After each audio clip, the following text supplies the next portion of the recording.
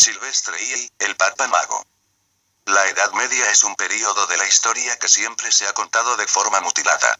En los colegios se cuenta de ella que fue una etapa de caos y de constantes guerras y conflictos creados por brutos y tercos señores feudales.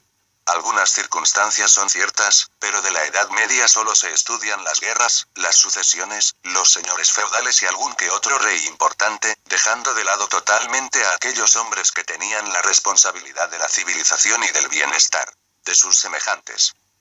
Lo que verdaderamente importa y define a una civilización es su cultura, su organización social y la manera de vivir del hombre en la ciudad o en el campo, y no ese caos que existía en los primeros siglos de la Edad Media y que tanto destacan los libros de historia. En la Edad Media surgió una orden de la que poco se habla como es la de los benedictinos que, en una sociedad carente de principios, se preocuparon por la sabiduría del pueblo, recuperando viejos documentos de las culturas de todas las civilizaciones existentes, para crear soberanos cultos y crear así la aristocracia preparada para gobernar dignamente. 250 px Medalla San Benito. 320 px Sant Benedict. Incluso los benedictinos se interesaron por la cultura árabe, que era la poseedora de las ciencias y de los conocimientos de Oriente que tanto ansiaban los miembros de la Orden de San Benito. Para ello decidieron expandirse desde Francia a España, fomentando la reconquista de la península ibérica que estaba en manos de los musulmanes.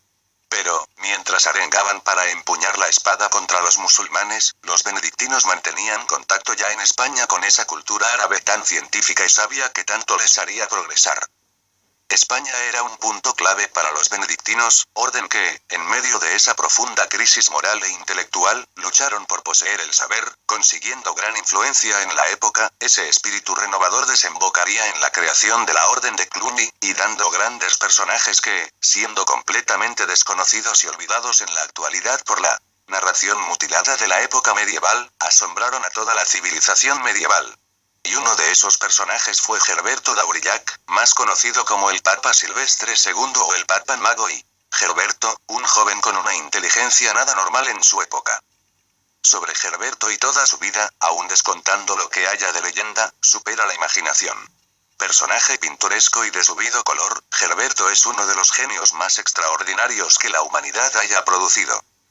Gerberto no se sabe a ciencia cierta en qué año nació, aunque se acepta entre que lo hizo entre los años 945 y 950 en la región occitana de la Auvernia, en Francia. Tampoco se sabe muy bien si era descendiente de una familia dedicada al pastoreo en la Auvernia más rural o, como apuntan algunos investigadores, perteneciera en realidad a la familia de los duques de Aquitania, viéndose claramente que son dos teorías muy diferentes, aunque predomina la primera. El caso es que, fuera cual fuese su descendencia, Gerberto fue admitido por los monjes benedictinos de la abadía de Saint-Geraud d'Aurillac a la edad de 12 años, donde estudió el trivium y el quadrivium con el maestro Raymond Lavaur. Los benedictinos quedan maravillados por la inteligencia de la que hacía gala el joven Gerberto, encajando perfectamente con el modelo de persona que esta orden perseguía crear. En el año 963 llega de venerar las reliquias de San Geraldo de Aurillac que se conservan en la abadía El Conde Borrell II de Barcelona, ciudad que por aquel entonces se hallaba cercana de la marca hispánica creada por Carlomagno para frenar el avance de los sarracenos. Hablando con el abad, el conde de Barcelona queda sorprendido por los vastos conocimientos del pequeño Gerberto, al que le ofrece seguir su educación en su condado, a lo que el pequeño accede. Ya en el condado de Barcelona, prosigue su educación en monasterios como el de Pico y el de Ripoll, donde madurará sus conocimientos sobre ciencias y donde entrará en contacto con la cultura griega y con la aritmética, que con el paso del tiempo harán de Gerberto un personaje a mencionar. Su paso por Toledo y Córdoba, trascendentales para su transformación en sabio. Plaqué tras estar en Barcelona, se decide que Gerberto de Aurillac estudie también en Córdoba y en Toledo, que serán claves en el momento de su formación intelectual. Como hemos dicho antes, los benedictinos querían poseer ese conocimiento hermético que guardaban los árabes tras haber sido aprendido de otras civilizaciones. Los árabes eran conocedores de las ciencias, siendo mucho más sabios que los cristianos, además de haber estudiado corrientes consideradas heréticas como la gnosis, la cábala y la cultura egipcia. Los benedictinos no envían a Gerberto a esta ciudad porque sí, sino que lo introducen en esa España esotérica que concentraba todo el saber de la época en manos de los musulmanes. Mientras que los cristianos buscaban toda explicación en Dios, los sabios musulmanes lo hacían experimentando y mirando a las estrellas. Según cuenta el cronista inglés Guillermo de Malmesbury, cuenta que Herberto se había marchado a ciudades musulmanas como Toledo y Córdoba en busca de conocimientos sobre astrología y otras ciencias herméticas, adquiriendo conocimientos que estarían prohibidos. También dice que aprendió fórmulas mágicas, descubrió nuevos inventos inexistentes en la Europa cristiana. Es en estas ciudades donde conoce el número 0, que más tarde introducirá en la cristiandad cuando llegue a ser papa, así como sustituir los números romanos por los usados por los árabes. Herberto sobrepasó a todos sus profesores en conocimientos menos a uno, al que quiso por todos los medios saber sus secretos. Incluso llegó a seducir a la hija de este.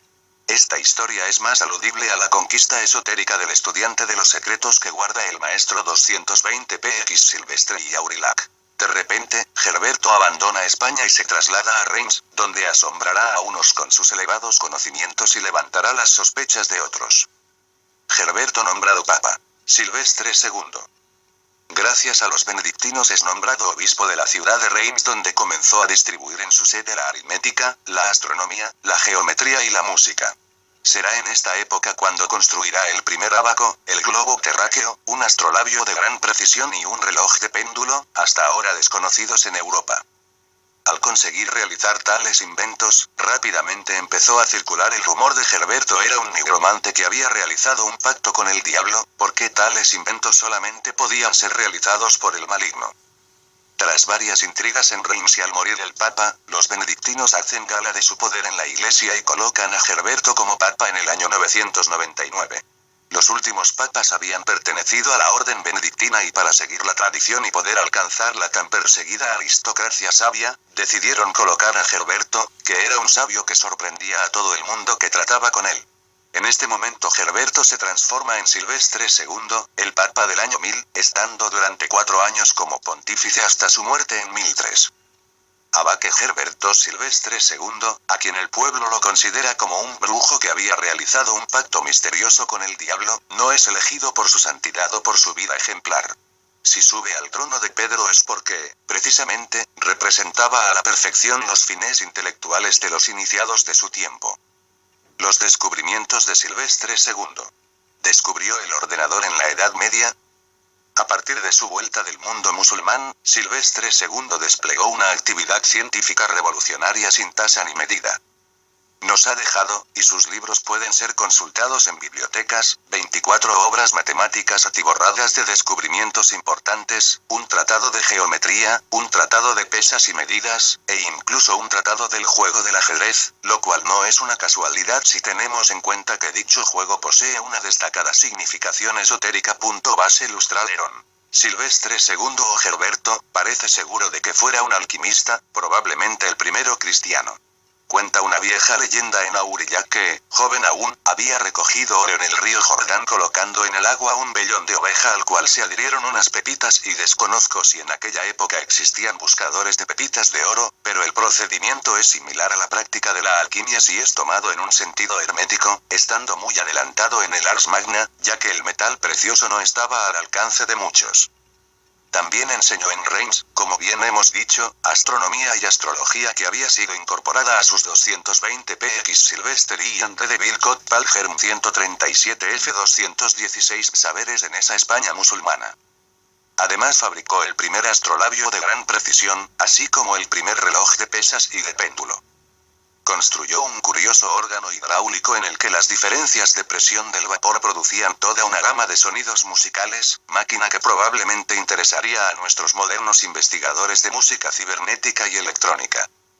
Fue Silvestre II quien introdujo en Europa occidental, trayéndolas de centros árabes, el álgebra y la utilización de las cifras llamadas arábigas, que sustituyeron al sistema de cifras romanas, la cual tuvo como consecuencia principal, además de una mayor facilidad de cálculo, la posibilidad de utilizar el cero, con todas las revolucionarias aplicaciones matemáticas que supuso este número.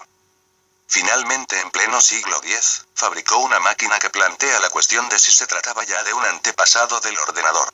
En efecto, como señala Gerard de Sede, el cual se interesa por Silvestre II en su libro sobre templarios Les Templiers sont parmi nous, los templarios están entre nosotros, habla sobre un dispositivo ignorado que contestaba con un sí o con un no a las preguntas que se le planteaban, incluso era capaz de predecir el futuro. Reloj Silvestre II nunca quiso revelar el secreto de su empleo, pero respondía siempre a la pregunta de su funcionamiento como algo muy simple, basándose en el cálculo de dos cifras, es decir, un código binario, al igual que nuestros ordenadores contemporáneos. Esta descripción corresponde enteramente con la de un ordenador. A su muerte, Silvestre II, a causa de sus investigaciones y sobre todo por esas máquinas consideradas por la mayor parte de la población como brujerías, fue maldecido durante siglos, llegando a ser borrado de la lista de papas. Gerberto será recordado como un iniciado alquimista benedictino francés que, ya en el siglo X, había asimilado todos los conocimientos y secretos de la civilización y de las ciencias orientales, y que fue incomprendido en su época, siendo un auténtico papa mago.